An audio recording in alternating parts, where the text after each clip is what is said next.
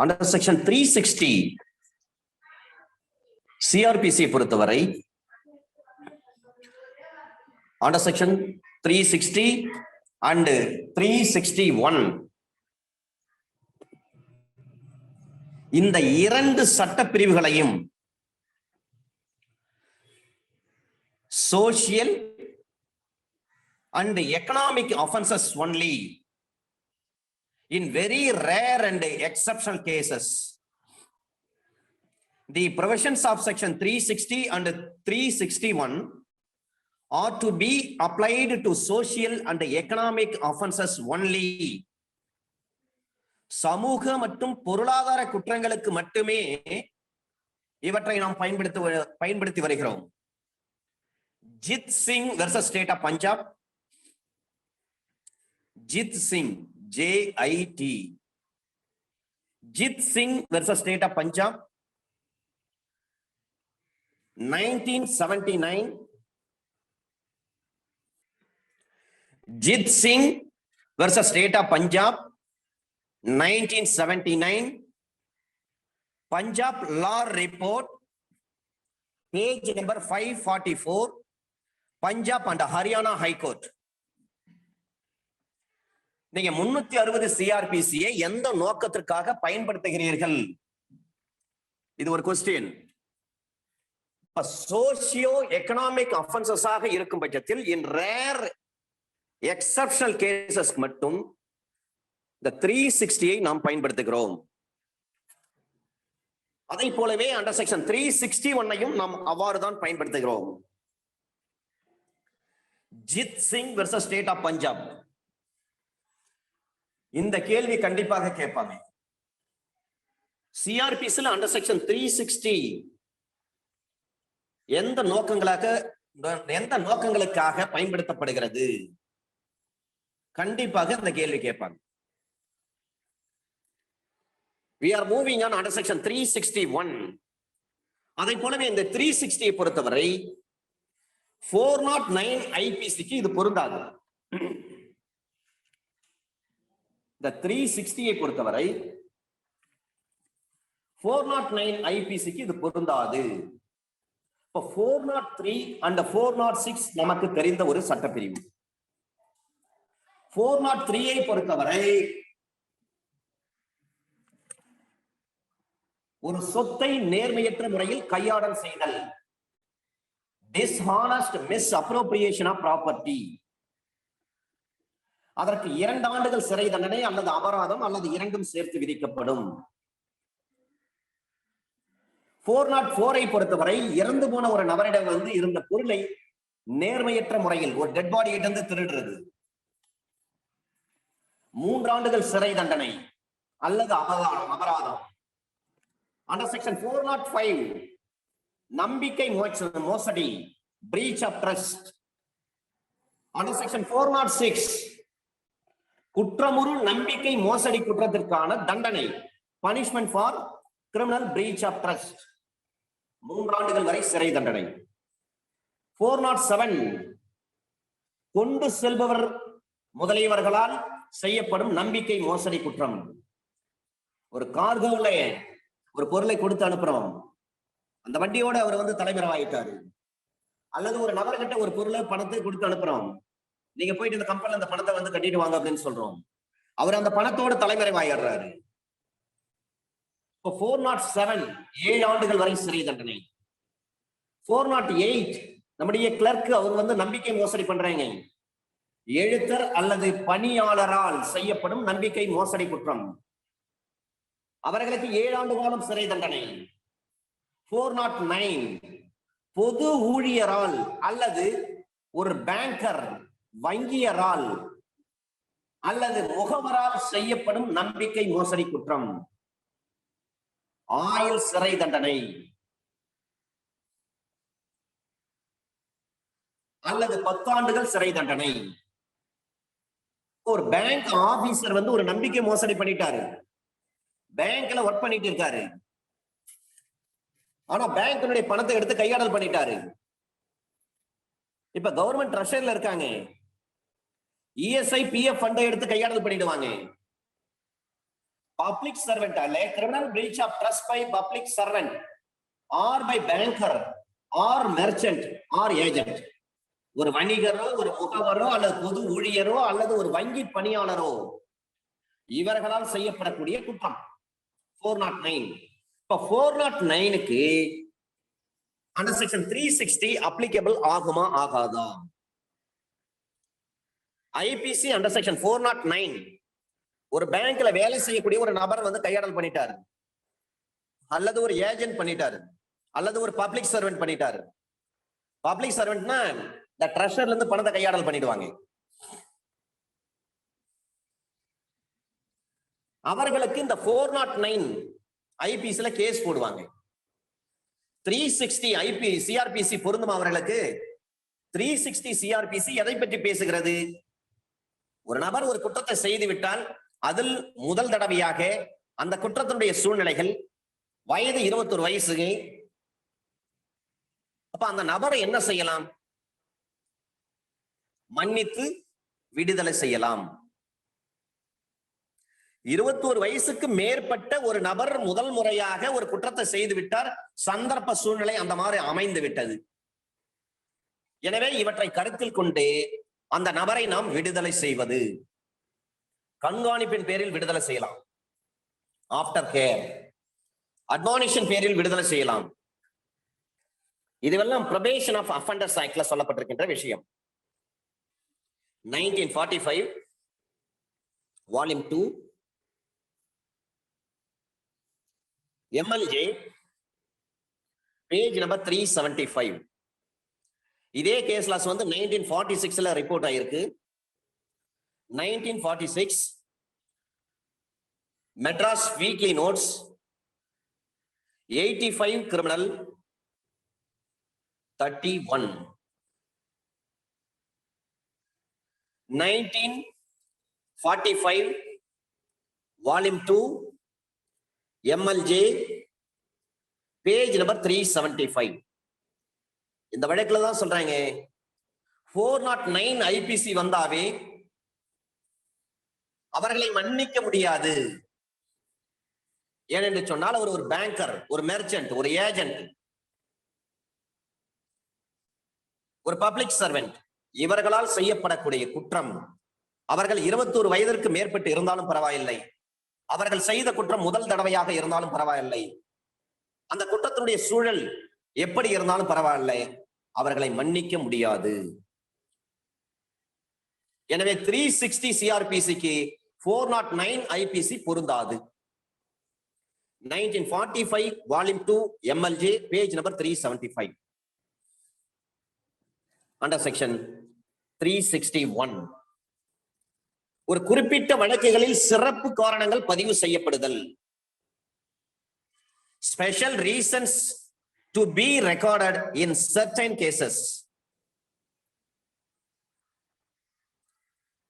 Under section 360வது பிரிவின்படி அல்லது குற்றவாளிகள் நன்னடத்தை கண்காணிப்பு சட்டம் 1955 வகைமுறைகளுக்கு இணங்க ஒரு அக்யூஸ்டை பொறுத்து, அல்லது குழந்தைகள் சட்டம் 1960 அல்லது யங் அஃபெண்டர்ஸ் ரிஃபார்மேஷன் ட்ரைனிங், இளம் குற்றவாளிகள் சீர்திருத்தத்திற்கோ அவர்களை சீர்திருத்த வேண்டும், ரிஃபார்ம் பண்ண வேண்டும், பயிற்சிக்கோ அல்லது மறுவாழ்வுக்கோ அவ்வப்போது நடைமுறையில் இருக்கக்கூடிய வேற எந்த சட்டமாக இருந்தாலும் சரி, அந்த யங் அஃபெண்டர்ஸை பொறுத்து நடவடிக்கை எடுத்திருக்க கூடும் என்றாலும் அவ்வாறு செய்யாததற்கான சிறப்பு காரணங்களை தன் தீர்ப்பில் நீதிபதி பதிவு செய்ய வேண்டும். சில்ட்ரன் ஆக்ட் 1960 அல்லது யங் அஃபெண்டர்ஸ் ரிஃபார்மேஷன் ஆக்டையோ, யங் அஃபெண்டர்ஸ் ஆக்ட்னு ஒண்ணு தனியா இருக்கு, இளம் குற்றவாளிகள் சட்டம், அவர்களை சீர்திருத்துவதற்கோ அல்லது பயிற்சி அவருக்கு நல்ல பயிற்சி கொடுப்பதற்கோ அல்லது அவர்களுக்கு நல்ல மறுவாழ்வு அமைத்து கொடுப்பதற்கோ அவ்வப்போது எந்தெந்த சட்டங்கள் நடைமுறையில் இருக்கின்றனவோ அந்த சட்டத்தின்படி இளம் குற்றவாளி ஒருவரை பொறுத்து நடவடிக்கை எடுத்திருக்க முடியும். என்றாலும் அவ்வாறு ஏன் செய்யவில்லை என்பதை குறித்து நீதிமன்றம் தனது சிறப்பு காரணங்களை அந்த தீர்ப்பில் பதிவு செய்திருக்க வேண்டும். சில்ட்ரன் ஆக்ட் 1960 வந்து நாங்க நடவடிக்கை எடுத்திருக்கலாம், அல்லது யங் அஃபண்டர்ஸ் ஆக்டின் கீழே நடவடிக்கை எடுத்திருக்கலாம். எதற்காக அந்த குற்றவாளியின் மீது நாங்கள் நடவடிக்கை எடுக்கவில்லை என்று சொன்னால், அவர்களை சீர்திருத்த வேண்டும், அவர்களுக்கு ஒரு மறுவாழ்வு இருக்கிறது என்று பயிற்சி கொடுக்க வேண்டும். அதர் லாஸ்ல வந்து இப்படி சில விஷயங்கள் சொல்லப்பட்டிருக்கிறது. எனவே அந்த இளம் குற்றவாளிகளையோ அல்லது அந்த குழந்தை குற்றவாளிகளையோ அவர்கள் மீது நாங்கள் நடவடிக்கை எடுப்பதற்கு பதிலாக அவர்களுக்கு ஒரு சமூகத்தில் நல்ல சூழ்நிலையில் வாழ வேண்டும், திருந்தி வாழ வேண்டும் என்ற உயரிய நோக்கத்தின் அடிப்படையில் நாங்கள் நடவடிக்கை எடுக்கவில்லை என்று சொல்லி இந்த சிறப்பு காரணத்தை பதிவு செய்ய வேண்டும். இதுல ஒரு முக்கியமான case laws, the provisions of under section 361 CRPC will be applicable. 361வது கூவி மூசா சட்டப்பிரிவு எதற்கு பொருந்துகிறது, யாருக்கு பொருந்துகிறது? To young offenders below 25 years of age only. 360 CRPC சொல்லப்பட்டிருக்கிறது, 21 வயதிற்கு மேற்பட்ட குற்றவாளிகளுக்கு 360 CRPC பொருந்தும். 360 மன்னித்து விடுதலை செய்வது. Probation of Offenders Act அதுல அண்டர் செக்ஷன் 3 and 4 படி மன்னித்து விடுதலை செய்வது அல்லது ஆஃப்டர் கேர் கண்காணிப்பின் பேரில் விடுதலை செய்வது. But the provisions of section 361 will be applicable to youthful offender below 25 years of age. Below 25 years of age only, and non-recording of special reason in case of other provision will at the most be the mere irregularity causing no prejudice to the accused in case no such plea was taken before the lower court. The very fact that the accused is aged above 25 years may be considered to be sufficient or special reasons. Under section 361 CRPC சொல்றாங்க, 25 வயதிற்கு உட்பட்ட நபர்களுக்குத்தான் பொருந்தணும். ஆனாலும் சில சூழ்நிலைகளில் 25 வயதிற்கு மேற்பட்ட நபர்களாக கூட இருக்க முடியும். அவர்களை ஏன் வந்து கீழமை நீதிமன்றத்தில் விசாரணை செய்யவில்லை, அவங்க ஏன் டிஃபென்ஸ் எடுக்கல, ப்ளீ எடுக்கல? இருந்தாலும் பரவாயில்ல, சிறப்பு காரணங்கள் இருக்கும் பட்சத்தில் அவற்றை கருத்தில் எடுத்துக்கொண்டு போதுமான ஒரு சிறப்பு காரணங்கள் இருந்தால் அதை கன்சிடர் பண்ணி அவர்களை விடுவிக்கலாம். Mohammed Sadiq versus state, Mohammed Sadiq versus state 1976 criminal law journal, page number 1398. Mohammed Sadiq versus state, Mohammed Sadiq versus state 1976 criminal law journal, page number 1398. Within ரைட்ல ALL அப்படின்னா அலகாபாத் நீதிமன்றம்.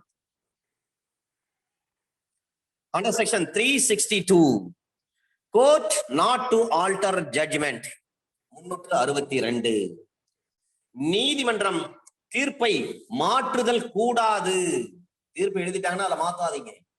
ஆனா அதில் அந்த தீர்ப்பில் if there is any clerical mistake or arithmetical mistake அவ்வாறு இருக்கின்ற பொழுது அந்த தீர்ப்பில் சரி செய்யப்படும். அப்ப இந்த சட்டத்திலேயோ அல்லது அப்போதைக்கு அவ்வப்போது நடைமுறையில் இருக்கக்கூடிய வேறு எந்த ஒரு சட்டத்தாலோ வேறு விதமாக சொல்லப்பட்டிருந்தால் மட்டுமே, மற்றபடி நீதிமன்றம் எதுவும் அந்த வழக்கினுடைய தீர்ப்புல வந்து கையெழுத்து போட்டுட்டாங்க, கோர்ட்டார் ஜட்ஜி கையெழுத்து போட்டாரு, அதில் எழுத்து பிழை அல்லது கணக்கு பிழையை தவிர மற்றபடி எதையும் மாற்றுதல் கூடாது. ஒன்ஸ் ஜட்ஜ்மெண்ட் ப்ரொனவுன்ஸ் ஆகி போச்சுன்னா அவ்வளவுதான். அந்த தீர்ப்பை மாற்ற முடியாது. ஆனா தீர்ப்பை எப்ப மாற்றலாம்? ரிவ்யூ பெட்டிஷன் போடுறீங்க,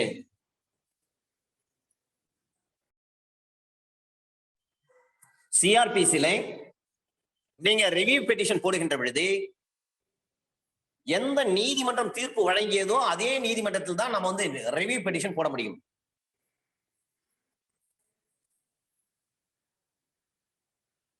அப்ப அந்த நீதிமன்றம் நினைத்தால் வேண்டுமானால் தான் வழங்கிய தீர்ப்பில் ஏதேனும் சட்டம் பற்றிய குறைகள் இருந்தால் அல்லது பொருண்மை பற்றிய குறைகள் இருந்தால் அவற்றை வந்து ரெக்டிஃபை பண்ணி new judgment will be pronounced by same court.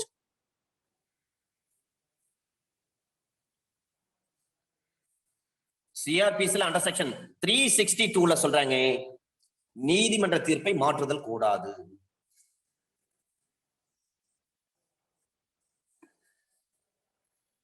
ஆனால் அதில் எழுத்து பிழை அல்லது கணக்கு பிழை இந்த 2 கேட்டகரி இருக்கும் பட்சத்தில் அவற்றை சரி செய்யலாம். இப்ப ரிவ்யூ பெட்டிஷன் வந்து நீங்க சிஆர்பிசில போட முடியுமா? முடியாது. இப்ப மேல்முறையீடு இருக்கு, கிரிமினல் ரிவிஷன், அது தள்ளுபடி செய்துட்டாங்க. ஒரு கிரிமினல் ரிவிஷன் வந்து தள்ளுபடி செய்துட்டாங்கன்னா அது ஒரு ஆர்டரா? அது ஒரு தீர்ப்புரை ஆகாது, ஜட்ஜ்மெண்ட் கிடையாது. ஆனால் நீதிமன்றம் அந்த வழக்குகளை மீண்டும் ரீஹியர் பண்ணலாம், எடுத்துக்கொள்ளலாம், மீண்டும் அதை கேட்கலாம்.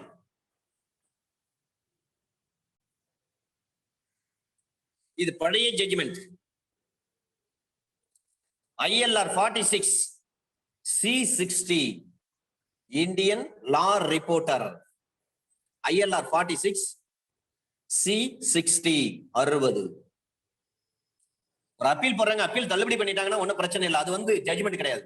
அப்பீல வந்து டிஸ்மிஸ் பண்ணிட்டாங்கன்னா அது ஜட்ஜ்மெண்டே கிடையாது, அது ஒரு ஆர்டர், அவ்வளவுதான். எனவே நீதிமன்றம் அந்த வழக்குகளை மீண்டும் ரீஹியர் பண்ணலாம். ILR 46 C60. இந்த 362க்கு ஒரு அற்புதமான கேஸ் லாஸ் இருக்கிறது. Chhoti Singh, CHOTEY, Chhoti Singh versus State of Uttar Pradesh, 1980 Criminal Law Journal, page number 583, Allahabad High Court. Choti Singh versus State of Uttar Pradesh, 1980 Criminal Law Journal, page number 583, Allahabad High Court. இந்த Choti Singh versus State of Uttar Pradesh, 1980 Criminal Law Journal, page number 583, Allahabad High Court. இந்த தீர்ப்புல சொல்றாங்க, the section is general in its application. The words no court என்ற வார்த்தையை would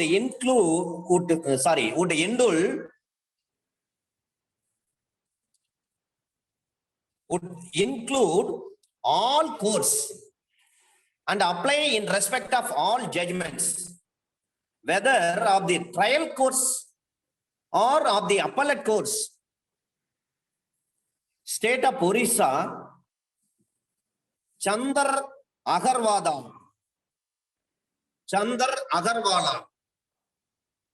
1979 SEC criminal, page number 462. இந்த வழக்குல சொல்றாங்க, the section is general in its application. இந்த சட்டப்பிரிவு பொதுவானது, இது வந்து பயன்படுத்துவதற்கு பொதுவான ஒரு சட்டப்பிரிவு. The words no court would include all courts and apply in respect of all judgments. No court என்ற வார்த்தை சொல்றாங்க, ஒரு கோர்ட் கூட இதை செலுத்த முடியாதுன்னு சொல்றாங்க. ஆனால் would include all courts and apply in respect of all judgments. எல்லா தீர்ப்புகளை பொறுத்தும் எல்லா நீதிமன்றங்களும் இவற்றை பயன்படுத்த முடியும். Whether of the trial courts of the appellate courts, whether of the trial courts or of the appellate courts. விசாரணை நீதிமன்றமும் அதை செய்யலாம் அல்லது மேலவை நீதிமன்றங்களும் அதை செய்யலாம். 362 பயன்படுத்த முடியும். Jitendra versus state, NCT of Delhi, 2019, volume 13, SCC, page number 691. Jitendra versus State, NCTR Delhi, 2019, volume 13, SEC, page number 691. Correcting of an error as to sentences awarded by High Court held cannot be termed as clerical or arithmetical error. Remedy against error in sentencing lies only by way of appeal. அவ்வளவுதான். ஒரு தண்டனை தீர்ப்பை பற்றி அதுல குறைகள் இருக்கிறதுன்னு சொன்னா அந்த குறைகளை வந்து சரி செய்ய வேண்டும் என்று சொல்லி ஒரு உயர் நீதிமன்றத்தால் ஒரு தீர்ப்பு பகரப்பட்டிருக்கிறது. அவ்வாறு இருக்கும் பட்சத்தில் இதற்கான தீர்வு என்ன? உயர் நீதிமன்றத்தால் ஒரு தீர்ப்பு சொல்லப்பட்டிருக்கிறது. இந்த வழக்கில் சொல்றாங்க, Jitendra versus state of NCT of Delhi 2019 volume 13 SIC page number 691ல சொல்றாங்க, cannot be termed as clerical and arithmetical error. Remedy against error in sentencing lies only by way of appeal மட்டும்தான். Under section 363, copy of judgment to be given to the accused and other persons. ஒரு question, நீங்கள் 362 CrPC பார்க்கின்ற பொழுது civil code of ப்ரொசீஜர்ல எந்த செக்ஷன்ல சொல்லப்பட்டிருக்கிறது? ஏன்னா சிபிசிலையும் அது உண்டு. அரித்மெட்டிக்கல் எரர் இருந்தால் அல்லது கிளரிக்கல் எரர் இருந்தால் அவற்றை திருத்த முடியும். சிபிசில எந்த சட்டப்பிரிவில் சொல்லப்பட்டிருக்கிறது? இங்கே 362 என்று சொன்னால் சிபிசில அண்டர் செக்ஷன் 152 மறக்காதீங்க. இங்கே 362, சிபிசில 152. அண்டர் செக்ஷன் 363 சிஆர்பிசி சப்செக்ஷன் 1ல சொல்றாங்க, ஒரு அக்யூஸ்டுக்கு சிறை தண்டனை கொடுக்கறாங்க. அந்த அக்யூஸ்டுக்கு சிறை தண்டனை விதிக்கப்படுகிறது என்று சொன்ன உடனே அந்த தீர்ப்பினுடைய நகல் ஒன்று அக்யூஸ்டுக்கு ஃப்ரீ ஆஃப் காஸ்ட்ல கண்டிப்பா கொடுத்தாகணும். உங்களை தண்டிக்கிற அந்த நீதிமன்றத்தின் மூலமாக உங்களை தண்டிக்கிறேன்னு சொன்னா அந்த தீர்ப்பினுடைய நகல் ஃப்ரீ ஆஃப் காஸ்ட்ல ஜட்ஜ்மெண்ட் காப்பி ஒன்று கொடுக்கணும் அக்யூஸ்டுக்கு. சப்செக்ஷன் 2ல சொல்றாங்க, அல்லது எதிரி வந்து ஒரு அப்ளிகேஷன் போடுறாரு, ஒரு விண்ணப்பம் போடுறாரு கோர்ட்ல, சர்டிபிகேட் காப்பி, அந்த தீர்ப்பினுடைய சர்டிபிகேட் காப்பி வேண்டும். அக்யூஸ்ட் வந்து ஒரு அப்ளிகேஷன் போடுறாருன்னா on an application is to be filed by an accused, that judgment shall be given to him without making any delay. Certificate காப்பின்னு சொன்னாவே Indian evidence act under section 76 நீங்க மறக்க கூடாது.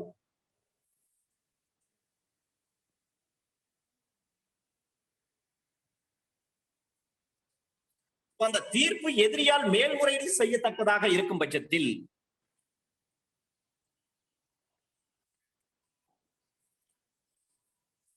அந்த அக்யூஸ்டுக்கு கட்டணம் இல்லாமல் ஒவ்வொரு சந்தர்ப்பத்திலும் அந்த தீர்ப்பினுடைய நகலை கொடுக்க வேண்டும்.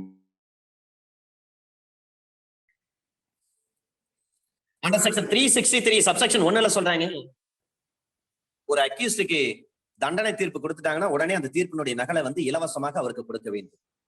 சப்செக்ஷன் 2ல சொல்றாங்க, அதே அக்யூஸ்ட் வந்து ஒரு சர்டிபிகேட் காப்பி போட்டிருக்காரு, ஒரு அப்ளிகேஷன் போட்டிருக்காருன்னு சொன்னா உடனடியாக அவருக்கு தாமதமின்றி அவருக்கு உடனடியாக அந்த ஜட்ஜ்மெண்ட்டை கொடுக்கணும். ஏனென்று சொன்னால் எதிரியால் அந்த தீர்ப்பை எதிர்த்து மேல்முறையீடு செய்யத்தக்க ஒரு சூழ்நிலை இருக்கின்ற பொழுது இதுல ஒரு பிரவிசோ, ஒரு டெத் சென்டென்ஸ், ஒரு செஷன்ஸ் கோர்ட்ல ஒரு டெத் சென்டென்ஸ் கொடுக்கறாங்க, அல்லது ஹை கோர்ட்டால ஒரு டெத் சென்டென்ஸ் வந்து கன்ஃபார்ம் பண்றாங்க. இது போன்ற நேரங்களில் ஒரு செஷன்ஸ் கோர்ட் வந்து ஒரு அக்யூஸ்டுக்கு எதிர்ப்பா ஒரு டெத் சென்டென்ஸ் கொடுக்கறாங்க, அல்லது அந்த டெத் சென்டென்ஸ் வந்து உயர்நீதிமன்றம் கன்ஃபார்ம் பண்ணிட்டாங்க. இது போன்ற சூழ்நிலைகளில் அந்த தீர்ப்பின் நகல் ஒன்று எதிரிக்கு இலவசமாக கொடுக்க வேண்டும். அவர் அக்யூஸ்ட் வந்து ஒரு அப்ளிகேஷன் போட்டிருக்கிறாரு அல்லது போடாமலும் இருக்கலாம். அவர் அப்ளை பண்ணாலும் பண்ணாவிட்டாலும் எனக்கு இந்த ஜட்ஜ்மெண்ட் வேணுங்க அப்படின்னு சொல்லிட்டு அந்த அக்யூஸ்ட் வந்து அப்ளை பண்ணாலும் பண்ணாவிட்டாலும் கோர்ட் ஆஃப் செஷனோ அல்லது கன்ஃபார்ம் பண்ணப்பட்ட உயர்நீதிமன்றமோ அந்த அக்யூஸ்டுக்கு எதிர்ப்பா இலவசமாக அந்த ஜட்ஜ்மெண்ட் காப்பி கொடுத்தாக வேண்டும். இது ப்ரொவிஷன். ஆனா செக்ஷன் 363 சப்செக்ஷன் 3ல சொல்றாங்க, சப்செக்ஷன் 2ல என்னென்ன வகைமுறைகள் சொல்லப்பட்டிருக்கிறதோ அந்த அக்யூஸ்ட் வந்து மேல்முறையீடு பண்றாரு. அப்ப அண்டர் செக்ஷன் 117க்கும் அது பொருந்தும். அதுதான் இங்க விஷயத்தை சொல்றாங்க. அப்ப 117 எதை பற்றி பேசுகிறது அதை நாம் தெரிந்து கொள்ள வேண்டும்.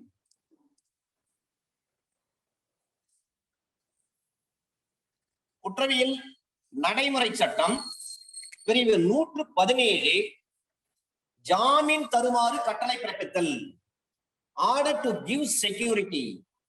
இதுக்கான வழக்கு தான் Satish Kumar versus state 2019 Madras weekly notes criminal volume 2 page number 136.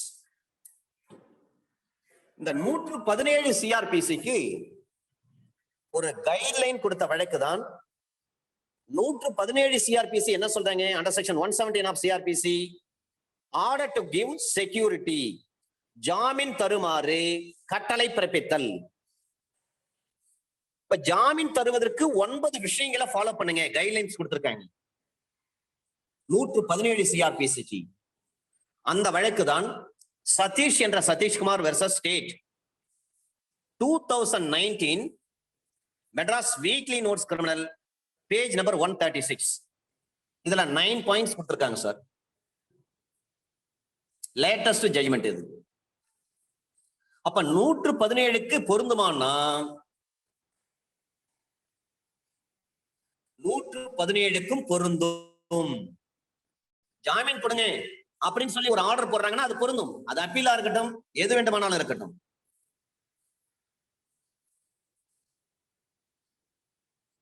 Under section 363 subsection 4 அந்த அக்யூஸ்ட் எந்த நீதிமன்றத்தில் இருந்தாலும் பரவாயில்லை, அவருக்கு மரண தண்டனை அளிக்கப்பட்ட அந்த தீர்ப்பிலிருந்து அவரு ஒரு மேல்முறையீடு செய்வதற்கு அவருக்கு உரிமை இருக்கின்ற பொழுது நீதிமன்றம் அவர் மேல்முறையீடு தாக்கல் செய்ய வேண்டும் என்பதை அவருக்கு தெரிவிக்க வேண்டும். இது கோர்ட்டினுடைய கடமை. உங்களுக்கு தண்டனை கொடுக்கிறோம், தண்டனை பத்தி என்ன சொல்றீங்க கேள்வி கேட்பாங்க. ஐயா எனக்கு பொண்டாட்டி புள்ள வண்டி இருக்காங்க, எல்லாம் பொம்பளை பிள்ளைங்களா இருக்காங்க, கை கால் குணமா இருக்காங்க, நான் மட்டும்தான் வந்து என் குடும்பத்தை வந்து காப்பாற்றக்கூடிய ஒரு சூழ்நிலை இருந்தோம்.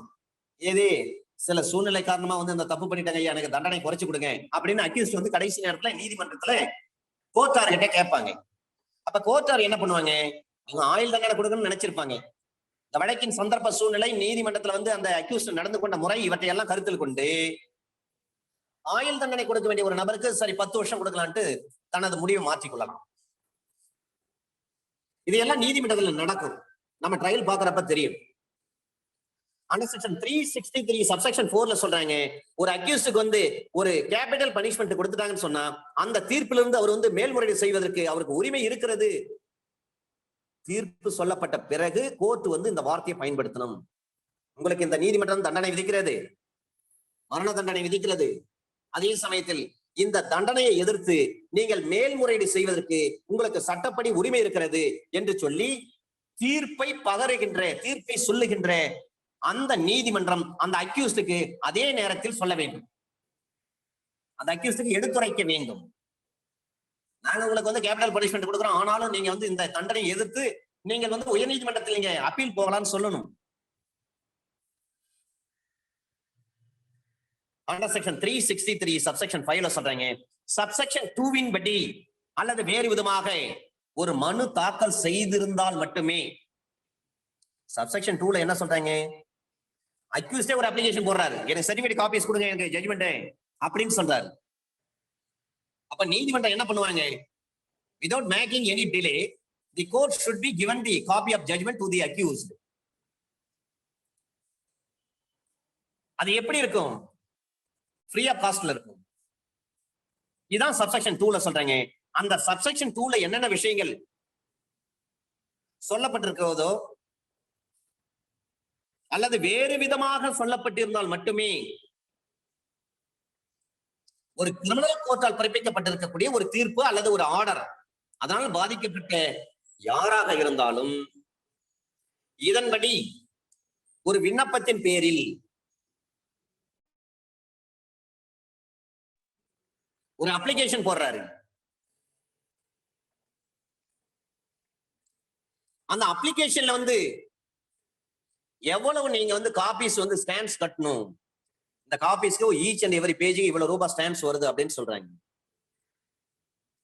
இப்ப நிர்ணயிக்கப்பட்ட செலவு கட்டணங்களை செலுத்தியதின் பேரில் அந்த தீர்ப்பு அல்லது அந்த கட்டளை, ஜட்ஜ்மெண்ட் அல்லது ஆர்டர், அதனுடைய நகல்கள், சாட்சியினுடைய வாக்குமூலங்கள், அந்த கேஸ் பண்டல்ல என்னென்ன இருக்கிறதோ எல்லாவற்றிலும் ஒரு காப்பி, ஒரு செட்டப் செராக்ஸ் என்ன பண்ணும், சர்டிபிகேட் காப்பியா கொடுத்தணும். சப்செக்ஷன் 1ல என்ன சொல்றாங்க? அண்டர் செக்ஷன் 363 சப்செக்ஷன் 1ல தீர்ப்பு அவருக்கு மரண தண்டனையோ ஆயுள் தண்டனையோ ஏதாவது கொடுத்துட்டாங்கன்னு சொன்னா அந்த தீர்ப்பினுடைய நகலை இலவசமாக உடனே கொடுக்கணும் அக்யூஸ்டுக்கு. சப்செக்ஷன் 2ல என்ன பண்றாங்க? கோர்ட் கொடுக்கல, உடனே அக்யூஸ்ட் ஒரு பெட்டிஷன் போடுறாரு, சர்டிபிகேட் காப்பீஸ் போடுறாரு. சர்டிபிகேட் காப்பீஸ் போடணும்னா 209ல போடணும், கிரிமினல் ரூல்ஸ் ஆஃப் பிராக்டிஸ் 2019, அல்லது 212ல போடணும். 209ல போடுறது ஆர்டினரியா போடுறது, 212 ரூல் நம்பர் 212ல போடுறது எமர்ஜென்ட். சுதந்திரம் அடைந்து 2018 வரை கிரிமினல் கோர்ட்ல எமர்ஜென்ட் காப்பி அப்ளிகேஷன் என்ற ஒரு வார்த்தையே கிடையாது. ஆனா சிவில்ல உண்டு, எமர்ஜென்ட் சிஏ போடலாம் நாம. ஆனா கிரிமினல் கோர்ட்ல அந்த மாதிரி எமர்ஜென்ட் காப்பி அப்ளிகேஷன் நம்ம போட முடியாது. ஆனா இப்ப கிரிமினல் ரூல்ஸ் ஆஃப் பிராக்டிஸ்ல ரூல் நம்பர் 212ல தான் சொல்றாங்க, emergent copy application can be filed before any court of law. இப்ப சப்செக்ஷன் 2ல சொல்றாங்க, அக்யூஸ்டே என்ன பண்றாரு? ஒரு அப்ளிகேஷன் போடுறாரு, ஒரு சர்டிபிகேட் காப்பீஸ் போடுறாரு. அதன் அடிப்படையில் நீதிமன்றம், அந்த மனுவை பெற்றுக்கொண்ட நீதிமன்றம் எந்தவித கால தாமதமும் இன்றி அந்த அக்யூஸ்டுக்கு அந்த ஜட்ஜ்மெண்ட் காப்பி கொடுக்கணும். அது மட்டும் இல்ல, அந்த காப்பி கொடுக்கின்ற பொழுது அவருக்கு ஃப்ரீ ஆஃப் காஸ்ட்ல கொடுக்கணும், இலவசமாகத்தான் கொடுக்க வேண்டும். இதுல ப்ரொவிஷனல் என்ன சொல்லப்பட்டிருக்கிறது? அவருக்கு தூக்கு தண்டனை விதிக்கின்ற பொழுது தூக்கு தண்டனை விதிக்கக்கூடிய ஒரு செஷன்ஸ் கோர்ட்டோ அல்லது அந்த தூக்கு தண்டனையை கன்ஃபார்ம் பண்ணக்கூடிய, உறுதிப்படுத்தக்கூடிய ஒரு ஹை கோர்ட்டோ இருக்கும் பட்சத்தில் சர்டிபிகேட் காப்பி அவருக்கு என்ன பண்ணும்? அந்த ஜட்ஜ்மெண்ட்டுக்கு எதிரிக்கு என்ன பண்ணும்? ஜட்ஜ்மெண்ட் காப்பி, சர்டிபிகேட் காப்பியை ஃப்ரீ ஆஃப் காஸ்ட்ல அவருக்கு ஃப்ரீயா கொடுத்தாகணும். அப்ப அந்த அக்யூஸ்ட் அதுக்காக பெட்டிஷன் போட்டாதான், நீங்க மனு போட்டாதான், சர்டிபிகேட் காப்பிக்கு நீங்க பெட்டிஷன் போட்டாதான் உங்களுக்கு கொடுக்கணும், இல்ல தர முடியாதுன்னு சொல்லக்கூடாது. எதிரி மனு செய்திருந்தாலும் மனு செய்யாவிட்டாலும் ஃப்ரீ ஆஃப் காஸ்ட்ல அவங்க கொடுக்கணும்.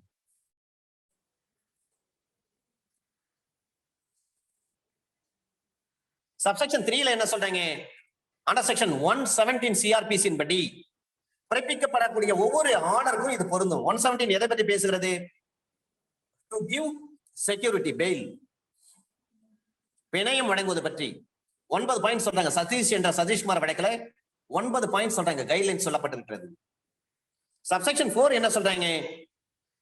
அவருக்கு மரண தண்டனை அளிச்சுட்டாங்கன்னு சொன்னா அந்த தண்டனை வழங்கக்கூடிய நீதிமன்றம் அந்த எதிரிகிட்ட சொல்லணும், நீங்க இந்த மரண தண்டனையை எதிர்த்து நீங்க உயர் நீதிமன்றத்திலே அல்லது உறுதிப்படுத்துறாங்க ஹைகோர்ட். அப்ப ஹைகோர்ட் என்ன சொல்லுவாங்க? இந்த உறுதிப்படுத்தப்பட்ட அந்த தண்டனை எடுத்து நீங்க சுப்ரீம் கோர்ட்டுக்கு போகலாம். இதுவே செஷன்ஸ் கோர்ட்டாக இருக்கும் பட்சத்தில் உங்களுக்கு தண்டனை விதிச்சிருக்கும், இந்த தண்டனை எடுத்து நீங்க ஹைகோர்ட்டுக்கு நீங்க அப்பீல் போகலாம், உங்களுக்கு உரிமை இருக்கிறது என்ற விவரத்தை எதிரிக்கு எடுத்து சொல்ல வேண்டும். That is the duty of the concern court delivering judgment of the court. Subsection 5ல என்ன சொல்றாங்க? சப்செக்ஷன் 2ல சொல்லப்பட்டிருக்க மாதிரி சப்செக்ஷன் 2ல வேறு விதமாக வகை செய்திருந்தாலன்றி, அப்ப கிரிமினல் கோர்ட்டால் பிறப்பிக்கப்பட்டிருக்கக்கூடிய ஒரு ஜட்ஜ்மெண்டோ அல்லது ஒரு ஆர்டரோ அதனால் பாதிக்கப்பட்ட யாராக இருக்கும் பட்சத்தில் அந்த அக்யூஸ்ட் ஒரு அப்ளிகேஷன் போடுறாரு. அந்த அப்ளிகேஷன்ல ஒவ்வொரு பக்கத்துக்கு இவ்வளவு ரூபாய் நீங்க ஸ்டாம்ப் டியூட்டி ஒட்டணும் அப்படின்னு கோர்ட்டா சொல்றாங்கன்னா அந்த கட்டணத்தை செலுத்துகின்ற பொழுது அந்த தீர்ப்பு, ஜட்ஜ்மெண்டோ அல்லது அந்த ஆர்டரோ, அந்த கேஸ் பண்டல்ல என்னென்ன இருக்கோ எல்லாவற்றையும் என்ன பண்ண ஒரு செட் அக்யூஸ்டுக்கு கொடுக்கணும்.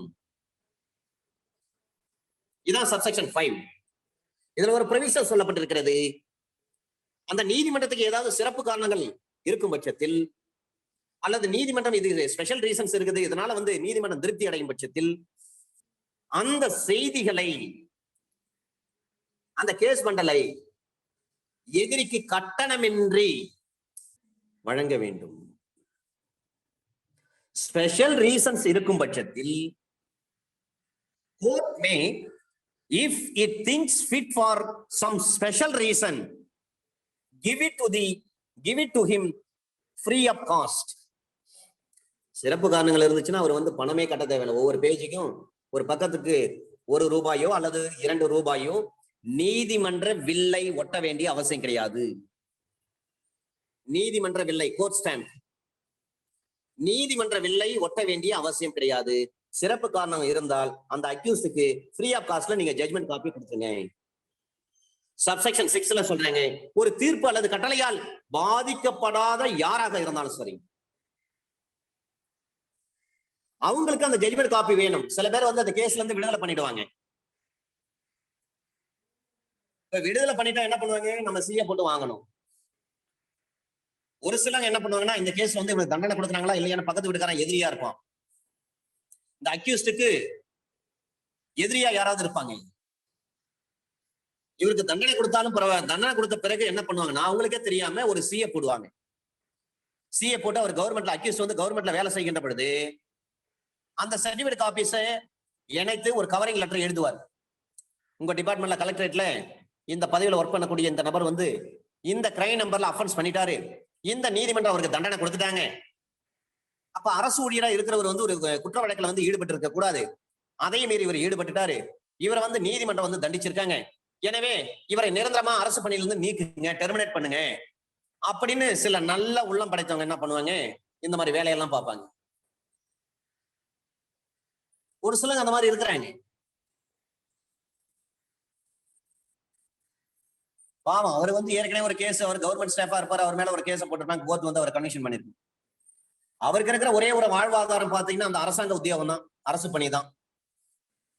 அந்த அரசு பணியே வந்து நீக்குவதற்கு சில பேர் இந்த மாதிரி காரியங்கள்லாம் செய்வாங்க. அப்ப ஒரு தீர்ப்போ அல்லது ஒரு கட்டளையோ இதனால் பாதிக்கப்படாத யாராக இருந்தாலும் சரி, இப்ப பாதிக்கப்படாத யாராக இருந்தாலும் என்றால் என்ன அர்த்தம், தேர்ட் பார்ட்டி என்ன பண்ணலாம், சர்டிபிகேட் காப்பி போடலாம். அவங்க ஃபீஸ், முறையான ஃபீஸ், நீதிமன்ற கட்டணம் செலுத்தும் பட்சத்தில் ஹைகோர்ட்டுடைய ரூல்ஸ் எவ்வாறு சொல்லப்பட்டிருக்கிறதோ அந்த நிபந்தனைகளுக்கு உட்பட்டு ஒரு குற்ற வழக்கு நீதிமன்றத்தினுடைய தீர்ப்பு அல்லது அதனுடைய கட்டளை, ஒரு ஜட்ஜ்மெண்டா அல்லது ஒரு ஆர்டரை என்ன பண்ணலாம், அந்த சர்டிபிகேட் காப்பீஸை வழங்கலாம். தேர்ட் பார்ட்டி கொடுப்பாங்க. சில பேர் இந்த ப்ரொவிஷனை பயன்படுத்தி தான் நிறைய சர்டிபிகேட் காப்பி வாங்கி அந்த அக்யூஸ்டுக்கு எதிர்ப்பா இருக்கக்கூடிய எல்லா வேலையும் செய்வாங்க. ரொம்ப இன்ட்ரெஸ்டிங்கான செக்ஷன் இது, 363. தீர்ப்பின் நகல் எதிரிக்கும் மற்றவர்களுக்கும் கொடுக்கப்பட வேண்டும் என்பது டைட்டில் எப்படி சொல்லியிருக்கேன் பாருங்க. அக்யூஸ்டுக்கும் மற்றவர்களுக்கும், மற்றவர்கள் தேர்ட் பார்ட்டின்னு அர்த்தம், யார் வேண்டுமானாலும் வந்து வாங்கலாம்னு அர்த்தம். அதுதான் சப்செக்ஷன் 6ல சொல்லியிருக்கிறாங்க. Copy of judgment to be given to the accused and other persons. ஒரு ஜட்ஜ்மெண்ட் வழங்குறாங்கன்னா அதுல வந்து எந்தவித கால தாமதமும் இருக்கக்கூடாது. 1975 volume 3 SCC page number 140. 1975 volume 3 SCC page number 140. இந்த தீர்ப்புல சொல்றாங்க, ஒரு ஜட்ஜ்மெண்ட் காப்பிக்கு அப்ளை பண்ணிருக்காங்கன்னு சொன்னா அல்லது அப்ளை பண்ணாட்டாலும் பரவாயில்லை, அந்த தீர்ப்பு வழங்கப்பட்டவுடன் அந்த தீர்ப்பின் நகலை எதிரிக்கு இலவசமாக கொடுக்க வேண்டும். அதுல எந்தவித காலதாமதமும் இருக்கக்கூடாது. இந்த கேஸ்ல 9 மாசம் டிலே பண்ணிருக்கிறாங்க. அதே போல டி ஸ்டீபன்ஸ் வெர்சஸ் பாஸ்டர் ஏ சாமுவேல் ராமசாமி, இந்த வழக்குல சொல்றாங்க, அந்த அக்யூஸ் எந்த நீதிமன்றத்துக்கு சென்றாவது ஏதாவது தடை இருக்கா, தடை இல்ல, தடை இல்லைன்னா ஆட்டோமேட்டிக்கா என்ன பண்ண, ஜட்ஜ்மெண்ட் காப்பி அவருக்கு கொடுக்கணும், அக்யூஸ் கொடுக்கணும். இது 2009 வந்த தீர்ப்பு. இது டி ஸ்டீபன்ஸ் வெர்சஸ் பாஸ்டர் ஏ Samuel Ramasamy, 2009 Volume 2, MLJ Criminal, page number 436.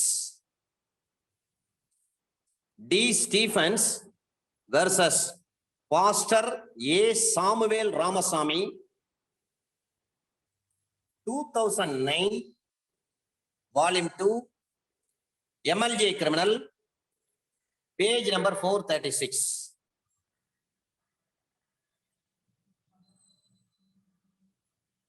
Under section 364.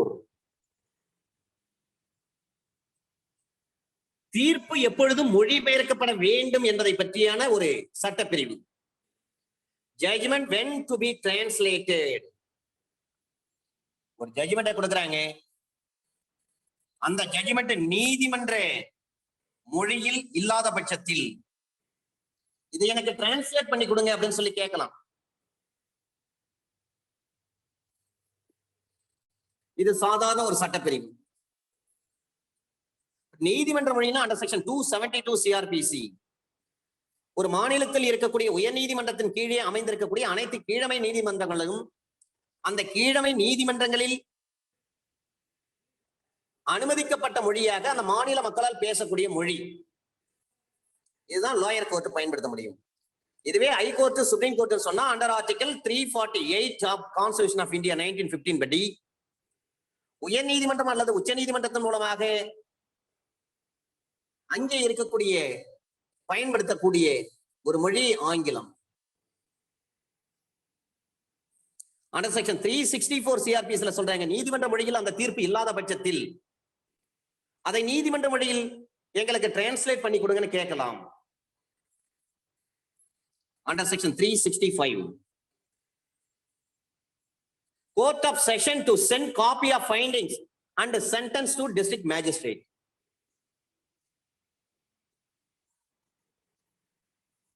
ஒரு டிஜே கோர்ட், டிஸ்ட்ரிக்ட் செஷன் ஜட்ஜி அல்லது ஒரு சிஜிஎம், சீஃப் ஜுடிஷியல் மேஜிஸ்ட்ரேட், ஒரு தலைமை நீதித்துறை குற்றவியல் நடுவரால் விசாரணை செய்யப்பட்ட ஒரு வழக்காக இருக்கும் பட்சத்தில் அல்லது ஒரு மாவட்ட அமர்வு நீதிமன்றத்தால் விசாரணை செய்யப்பட்ட ஒரு வழக்காக இருக்கும் பட்சத்தில் அந்த நீதிமன்றம் அதனுடைய தீர்ப்பு அல்லது அதனுடைய தண்டனை ஏதாவது இருக்கும் பட்சத்தில் அதனுடைய நகல் ஒன்றை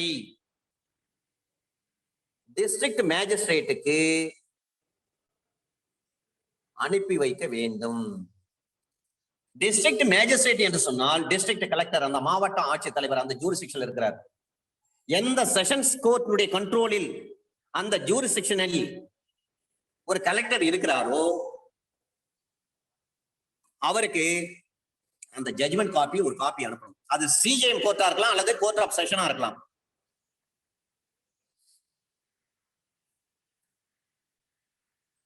chapter number 28. Submission of death sentences for confirmation. 366. நாம ஏற்கனவே பார்த்திருக்கிறோம். 358 கிரவுண்ட்லெஸ்லி அரஸ்டட் இருந்தா அவருக்கு நஷ்டஈடு கொடுக்கணும். 359 ஆர்டர் டு பே காஸ்ட் இன் நான் காக்னிசபிள் கேசஸ், கைது செய்வதற்குரியதல்லாத வழக்குகளில் செலவு தொகைகளை செலுத்துவதற்கு கட்டளையிடுதல். அண்டர் செக்ஷன் 360 நன்னடத்தை கண்காணிப்பின் பேரிலோ அல்லது கண்டித்து விடுதலுக்கு பின்போ விடுவிப்பு கட்டளை. Order to release on probation of good conduct or after admonition. அப்ப 21 வயசுக்கு மேற்பட்டவராக இருக்கணும், முதல் தடவை அந்த குற்றம் செய்திருக்கணும். வழக்கினுடைய சூழ்நிலைகள் இவற்றையெல்லாம் பார்த்து என்ன பண்ணலாம், அந்த நபரை கண்காணிப்பின் பேரில் கண்டித்து விடுதலை செய்ய முடியும். அண்டர் செக்ஷன் 361 ஒரு குறிப்பிட்ட வழக்குகளில் சிறப்பு காரணங்கள் ஏதாவது இருக்கும் பட்சத்தில் அவற்றை பதிவு செய்து கொள்ள வேண்டும். அண்டர் செக்ஷன் 362 நீதிமன்ற தீர்ப்பை மாற்றக்கூடாது.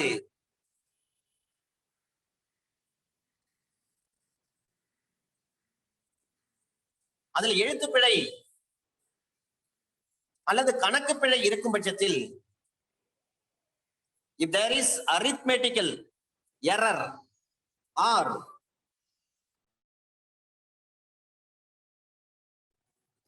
or clerical error இருந்தால் அந்த 2 எரர்களையும் திருத்தலாம், மற்றபடி ஜட்ஜ்மெண்ட் திருத்த முடியாது.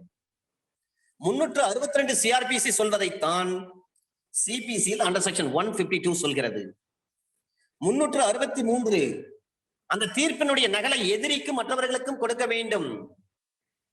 364 டிரான்ஸ்லேட் பண்ணி கொடுக்கணும். நீதிமன்ற மொழியில் அந்த தீர்ப்பு இல்லாத பட்சத்தில் அதை டிரான்ஸ்லேட் பண்ணி கொடுக்க வேண்டும். நீதிமன்ற மொழியில் டிரான்ஸ்லேட் பண்ணி கொடுக்க வேண்டும். 365 ஒரு டிஜே கோர்ட் அல்லது ஒரு சிஜிஎம் கோர்ட் ஒரு தீர்ப்பு கொடுக்கறாங்க, ஒரு தண்டனை கொடுக்கறாங்கன்னு சொன்னா அதனுடைய நகலை நீதிமன்றத்திற்கு, நீதிமன்றம் என்று சொன்னால் ரெவென்யூ கோர்ட், டிஸ்ட்ரிக்ட் மேஜிஸ்ட்ரேட், மாவட்ட ஆட்சித்தலைவருக்கு, டிஸ்ட்ரிக்ட் கலெக்டருக்கு ஒரு காப்பி அனுப்ப வேண்டும். இதுதான் சாப்டர் நம்பர் 27. சாப்டர் நம்பர் 28 மரண தண்டனைகளை உறுதிப்படுத்துவதற்காக பணிந்து அனுப்புதல். Submission of death sentences for confirmation. ஒரு டிஸ்ட்ரிக்ட் செஷன்ஸ் கோர்ட் ஆயுள் தண்டனை, தூக்கு தண்டனை சட்டத்தால் உண்டாக்கப்பட்ட, சட்டத்தால் விதிக்கப்பட்ட எந்த ஒரு தண்டனையும் வழங்குவதற்கு கோர்ட் ஆஃப் செஷனுக்கு அதிகாரம் இருக்கிறது. ஆனால் ஒரு நபருக்கு தூக்கு தண்டனை விதிக்கின்ற பொழுது அந்த தண்டனை காப்பியை அப்படியே என்ன பண்ணும், ஹைகோர்ட்டுக்கு அனுப்பணும். அந்த கேஸ் பண்டலை ஹைகோர்ட் அதை படிச்சு பார்த்துட்டு அவங்க கன்ஃபார்ம் பண்ண பிறகுதான் அந்த மரண தண்டனையை மாவட்ட அமர்வு நீதிமன்றம் அறிவிப்பார்கள்.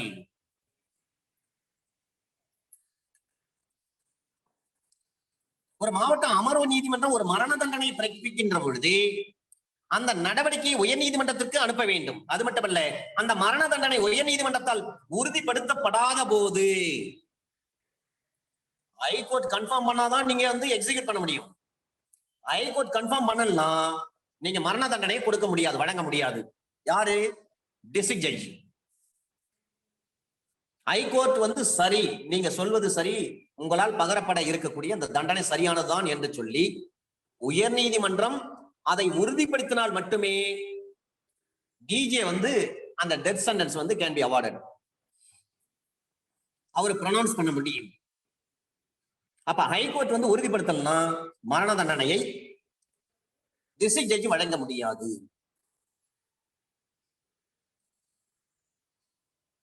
இப்ப மரண தண்டனை ஒரு டிஸ்ட்ரிக்ட் ஜட்ஜ் கொடுக்கறாங்கன்னு சொன்னா அதன் பிறகு அந்த அக்யூஸ்ட் எங்க வச்சிருக்கணும்? அவரை சிறை காவலுக்கு அனுப்ப வேண்டும், ஜெயிலுக்கு தான் அனுப்பணும். சப்செக்ஷன் 2ல சொல்றாங்க.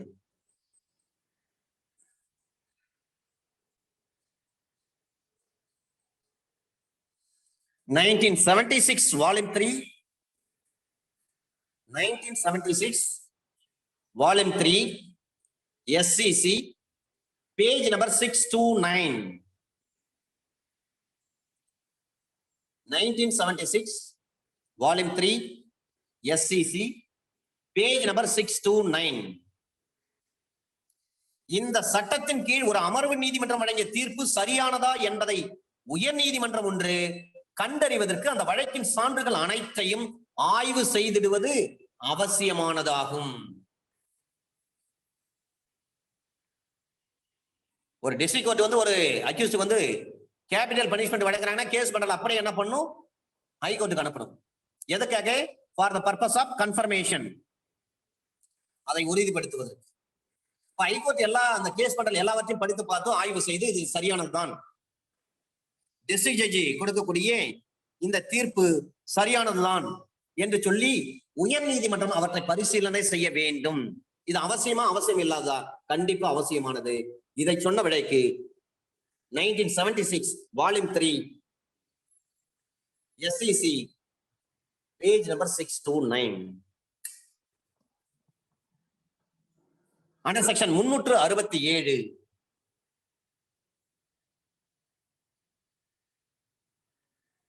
இந்த 367 படிக்கின்ற பொழுது சிபிசி உங்களுக்கு ஞாபகம் வர வேண்டும். Power to direct further inquiry to be made or additional evidence to be taken. கூடுதல் சாட்சியம் எடுக்க முடியுமா? எடுக்க முடியும். further inquiry நடத்த முடியுமா? நடத்த முடியும். எதை பேஸ் பண்ணி இதை செய்யலாம்? 367 3 உட்பிரிவுகள் சொல்லப்பட்டிருக்கிறது. ஒரு டெத் சென்டென்ஸ்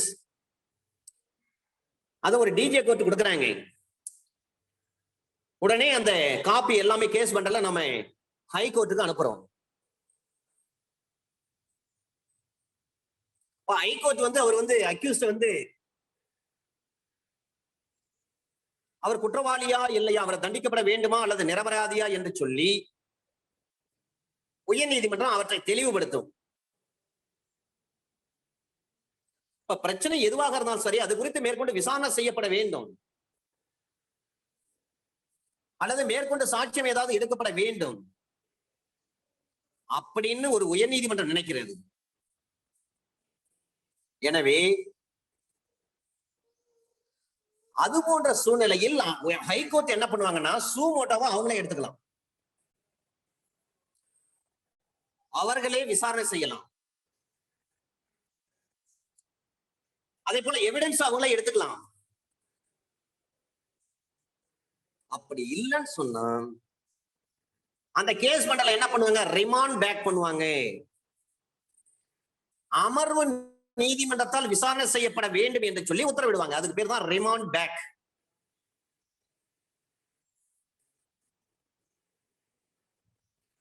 ஒரு டிசெண்டன்ஸ்ல வந்து கன்ஃபார்ம் பண்றதுக்காக ஹைகோர்ட்டுக்கு அனுப்புறாங்க. ஹைகோர்ட் எல்லாத்தையும் பாக்குறாங்க. அவங்க கன்ஃபார்ம் பண்ணிட்டாங்கன்னா டெசெண்டன்ஸ் கொடுத்தலாம், கன்ஃபார்ம் பண்ணலாம் டெசெண்டன்ஸ் கொடுக்க கூடாது. அப்படி சென்டென்ஸ் வந்து அவார்ட் பண்றாங்கன்னு சொன்னா அதன் பிறகு அக்யூஸ் என்ன பண்ண ஜெயிலுக்கு அனுப்பிடணும். இதான் 366 சப்செக்ஷன் 1 and 2. 367 சொல்றாங்க, ஒரு டெத் சென்டென்ஸா இருக்கும் பட்சத்தில் அது உயர்நீதிமன்றத்துக்கு அனுப்பப்படுகின்ற பொழுது அவர் குற்றவாளியா இல்ல நிரபராதியா என்று சொல்லி உயர்நீதிமன்றம் அவற்றை தெளிவுபடுத்தும், அவற்றை அலசி ஆராயும். அவ்வாறு ஆராய்கின்ற பொழுது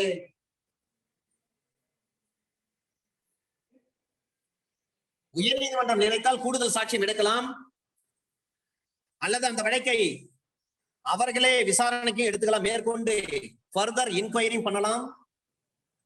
இதெல்லாம் ஹைகோர்ட் இந்த 2 வேலை செய்வாங்க. அவங்களே என்ன பண்ண கூடுதல் அடிஷனல் எவிடன்ஸ் எடுத்துக்கலாம் அல்லது ஃபர்தர் இன்கொயரியும் செய்யலாம். மூன்றாவது ஒரு சாய்ஸ் சொல்றாங்க, அல்லது அந்த வழக்கை அப்படியே ரிமாண்ட் பேக் பண்ணலாம், மீண்டும் அமர்வு நீதிமன்றத்துக்கு அனுப்பி இந்த வழக்கை மீண்டும் மறுமுறை நீங்க விசாரணை பண்ணுங்க, சரிவர விசாரணை பண்ணுங்க சொல்லி அனுப்பலாம். அதுக்கு உத்தரவு போட முடியுமா? ஹைகோர்ட் பவர் இருக்கு, உத்தரவு போடலாம். இப்ப ரிமாண்ட் பேக் பண்ண முடியும் அண்டர் செக்ஷன் 367 சப்செக்ஷன் 1 படி. சப்செக்ஷன் 2ல சொல்றாங்க, உயர் நீதிமன்றம் வேறு விதமாக உத்தரவு போட்டாங்க. வேறு விதமாக உத்தரவு போட்டால் இன்றி, வேறு விதமாக உத்தரவு போட்டாதான், இல்லைன்னா எதுவும் செய்ய வேண்டிய அவசியம் கிடையாது. அந்த விசாரணை செய்யப்படுகின்ற பொழுது, அந்த சாட்சியம் எடுக்கின்ற பொழுது அக்யூஸ்ட் வருவதை வேண்டாம் என்று விட்டுவிடலாம். ஹைகோர்ட் ஒரு உத்தரவு போடுறீங்க, இந்த வழக்கை நீங்க வந்து மீண்டும் மறு விசாரணை பண்ணுங்க அப்படின்னு சொல்றாங்க, சரிவரை விசாரிங்க அப்படின்னு சொல்லி ரிமாண்ட் பேக் பண்றாங்க. அந்த உத்தரவுல ஒரு வார்த்தை சொல்றாங்க, மேற்கொண்டு சாட்சிகளையும் சான்றாவணங்களையும் நீங்க பரிசீலனை பண்ணுகின்ற பொழுது, விசாரிக்கின்ற பொழுது அல்லது கூடுதல் சாட்சிகள் எடுக்கின்ற பொழுது அங்கே அக்யூஸ்ட் வந்து இருக்கக்கூடாது, கோர்ட்ல இருக்கக்கூடாதுன்னு சொன்னால் கண்டிப்பா அக்யூஸ்ட் அங்க வர வேண்டிய அவசியம் கிடையாது. அப்படி ஹைகோர்ட் சொல்லலாம், அடிஷனல் எவிடன்ஸ் எடுத்தாலும் சரி, ஃபர்தர் இன்கொயரி பண்ணாலும் சரி, it should be done in the presence of accused. High court வந்து ஃபர்தரா எவிடன்ஸ் எடுங்க, ஃபர்தரா இன்கொயரி பண்ணுங்க, அடிஷனல் எவிடன்ஸ் எடுங்க, ஃபர்தர் இன்கொயரி பண்ணுங்க, பண்ணுகின்ற பொழுது அக்யூஸ்ட் அப்ப இருக்கக்கூடாது, நீதிமன்றத்தில் இருக்கக்கூடாதுன்னு உத்தரவு போட்டு இருந்தா மட்டும்தான் அக்யூஸ்ட் அங்க வரக்கூடாது. ஃபர்தர் இன்கொயரிக்கோ ஃபர்தர் அடிஷனல் எவிடன்ஸ் எடுக்கின்ற பொழுது அங்க அக்யூஸ்ட் வரக்கூடாது. ஆனா ஹைகோர்ட் அந்த மாதிரி போடலன்னு சொன்னா கண்டிப்பா அக்யூஸ்ட் முன்னாடி தான் நீங்க ஃபர்தர் இன்வெஸ்டிகேஷன் ஃபர்தர் இன்கொயரி நடக்கணும். Additional evidence is to be taken in presence of accused. Subsection 3ல சொல்றாங்க, அது போன்ற ஒரு விசாரணை, ஒரு சாட்சியம் நீதிமன்றத்தில் செய்ய முடியாத பொழுது அந்த விசாரணை உறுதி சான்றளித்து தெரிவித்து வேண்டும்.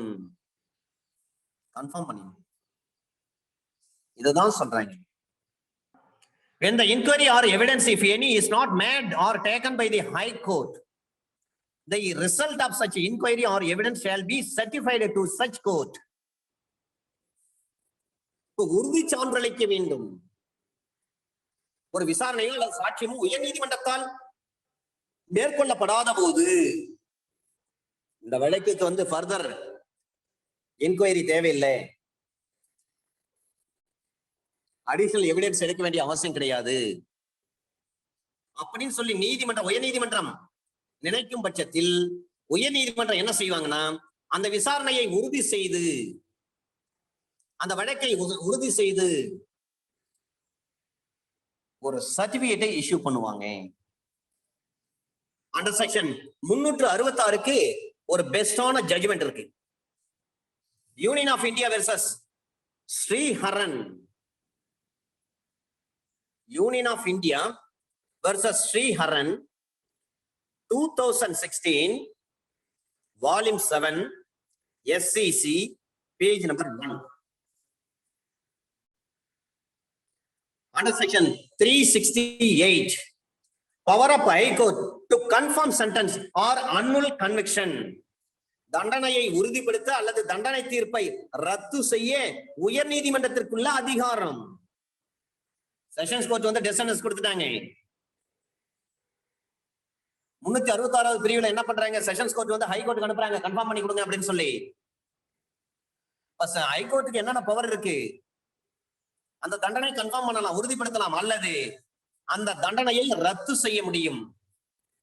368 அந்த தண்டனையை உறுதிப்படுத்தலாம் அல்லது சட்டத்தால் அனுமதிக்கப்படும் வேறு எந்த தண்டனையும் வழங்கலாம். அப்படின்னா என்ன அர்த்தம், டெசிஷன்ஸ் கொடுத்திருக்காங்க செஷன்ஸ் கோர்ட், அதை கன்ஃபார்ம் பண்ண போற நேரத்துல என்ன பண்ணுவாங்க, டெசிஷன்ஸ் கொடுக்க வேண்டிய அவசியம் கிடையாது, இதுக்கு லைஃப் கொடுத்தா போதும்னு சொல்லி அவங்க சொல்றாங்க, ஒரு சஜஷன் கொடுக்குறாங்கன்னா அதையே செய்யலாம்.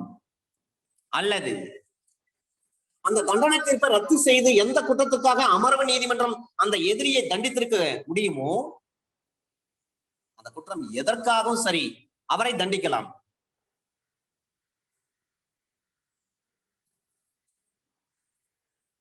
அல்லது அதே குற்றச்சாட்டின் பேரில் திருத்தப்பட்ட ஒரு முறையீட்டின் பேரிலோ புதிய விசாரணைக்கு உத்தரவிடலாம். May confirm the sentence or pass any other sentence warranted by law, or may annul the conviction. அந்த தண்டனை என்ன பண்ணலாம், ரத்து பண்ணலாம்.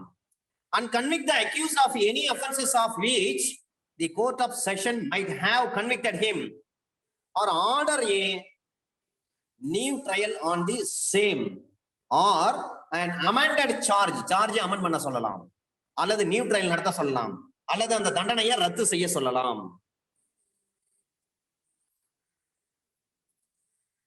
சப்செக்ஷன் சில சொல்றாங்க, மே அக்யூட் தி அக்யூஸ்ட் பர்சன், அந்த எதிரி என்ன பண்ணலாம், விடுதலை செய்ய சொல்லலாம். இதுல ஒரு ப்ரொவிஷன் சொல்றாங்க, தண்டனையை உறுதிப்படுத்தும் கட்டளை ஏதாவது ஒரு மேல்முறையீடு செய்வதற்கு, தாக்கல் செய்வதற்கு அனுமதிக்கப்பட்ட கால அளவு முடிந்திருந்தால், பார்பை லிமிடேஷன் இருக்கு அப்பீல் பண்றதுக்கு.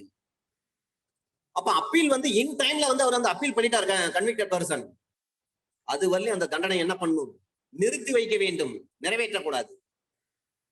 30 நாள் அப்பீல் போனா 30 நாள் அக்யூஸ் வந்து அப்பீல் போயிட்டாரு. கீழமை நீதிமன்றம் என்ன பண்ணிருக்காங்க, டெத் சென்டென்ஸ் கொடுத்திருக்காங்க. டெத் சென்டென்ஸ் வந்து எக்ஸிக்யூட் பண்ண முடியுமா, முடியாது. அதை ரத்து செய்யவே, அதை வந்து அது வரலை போஸ்ட்போன் பண்ணும், அட்ஜார்ன் பண்ணி வைக்கணும். அந்த அப்பீல் முடியும் வரை அந்த தண்டனையை நிறைவேற்றக்கூடாது.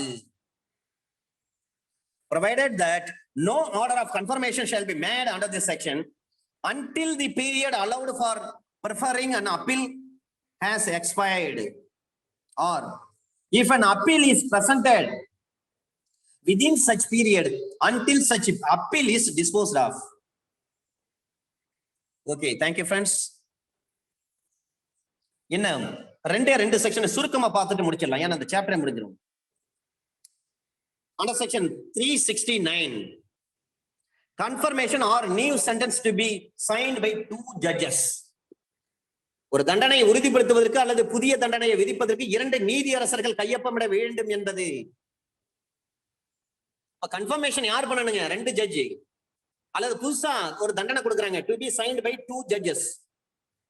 அப்போ ஒரு உயர் நீதிமன்றத்துக்கு அனுப்பப்பட்ட ஒரு வழக்கு, எந்த வழக்கா இருந்தாலும் சரி, அந்த வழக்கில் ஒவ்வொரு வழக்கிலும் சரி உயர் நீதிமன்றம் அந்த தண்டனை உறுதி செய்கின்ற பொழுது ஒரு புதிய தண்டனை விதிக்கலாம், அல்லது ஏற்கனவே விதிக்கப்பட்ட அந்த ஆர்டரை என்ன பண்ணலாம் வழங்கும் போது நீதிமன்றம் 2 அல்லது 2க்கு மேற்பட்ட ஜட்ஜஸை கொண்டிருக்கின்ற பொழுது டிவிஷன் பெஞ்ச் அல்லது ஃபுல் பெஞ்சா இருக்கும் பட்சத்தில் அவர்களில் குறைந்தது 2 நீதியரசர்களையாவது தண்டனை விதிக்கப்பட்டு கையொப்பமிட வேண்டும். கன்விக்ஷன் பண்றாங்கன்னா குறைஞ்சது 2 பேர் இருக்கணும். 2 ஜட்ஜஸ் கையை போட்டி அவங்க கன்ஃபார்ம் பண்றாங்கன்னு சொன்னான்.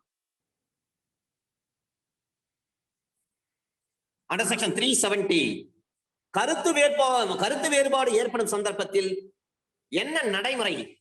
Procedure in case of difference of opinion. 2 நீதிபதிக்குள்ள கருத்து வேறுபாடு. ஒரு உயர் நீதிமன்ற பெஞ்ச் இருக்கு,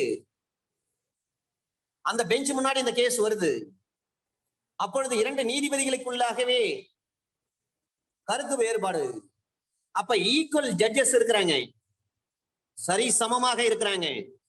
அப்ப அந்த வழக்கை என்ன பண்ணணும்? 392 பிரிவில் வகை செய்யப்பட்ட முறையில் முடிவு செய்ய வேண்டும். அப்ப 392 எதை பற்றி பேசுகிறது அதை நாம் தெரிந்து கொள்ள வேண்டும். கருத்து வேறுபாடு மேல்முறையீட்டு நீதிமன்றத்தில் நீதிபதிகளின் எண்ணிக்கை சரி சமமாக இருக்கின்ற பொழுது என்ன? இந்த சாப்டர் படி ஒரு மேல்முறை அப்பீல் வந்து ஹைகோர்ட் வந்திருக்கு. அப்ப அங்க இருக்கக்கூடிய பெஞ்ச்ல வருது, ஹைகோர்ட் பெஞ்சுக்கு வருது. அந்த பெஞ்ச் தான் ஹியர் பண்றாங்க. அப்ப அந்த அப்பீல்ல சொல்றாங்க அவங்களுக்குள்ள கருத்து வேறுபாடு ஏற்படுது. ஒரு நீதிபதி விடுதலை பண்ணுன்னு சொல்றாரு, இன்னொரு நீதிபதி இல்ல தண்டிக்கணும்னு சொல்றாரு.